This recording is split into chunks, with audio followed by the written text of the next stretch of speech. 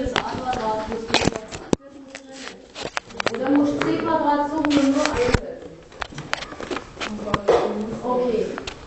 Hier, das muss ich wegmachen. Ich brauche nur A-Quadrat. Wie schaffe ich das weg?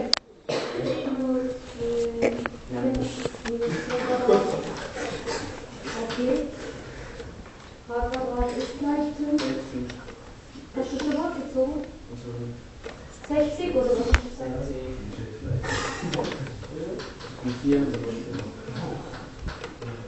Welche Einheit? Also in 4 Meter Höhe ist die Aufgabe gelöst? Nein. Warum nicht? Ja, dann haben wir die 1,80 Meter, wo der zum Boden ist. Genau. Die Leiter fängt erst da oben an.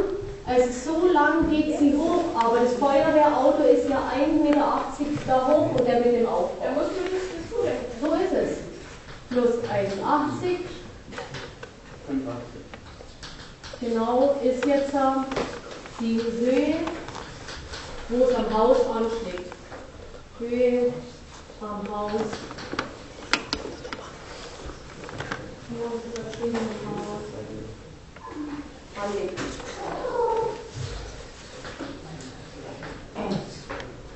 Kommen wir zu der Folie.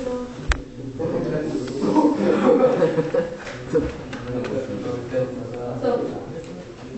Wer möchte exklusiv rechnen und einzelrechnen? Ihr dürft es selber rechnen. Stefan tut jetzt so, entweder rechnest oder rechne erneut.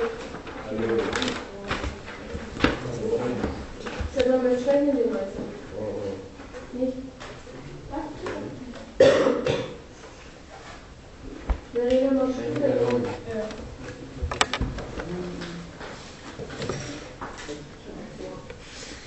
Ein Grundstück nach folgendem Maße. A, berechnetes Umfang dieses Grundstücks.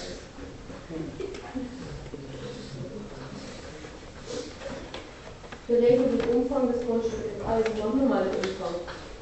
U ist gleich. Was haben wir alles gegeben? 34, 42, 25. Wenn ihr dann überlegt, schon mal, was wir berechnen müssen. 5. Okay, hier unten noch mal aus, 42, 25. Was müssen wir das fehlen uns noch an der Rechnung? Die Gesamtfläche. Welche Teilfläche?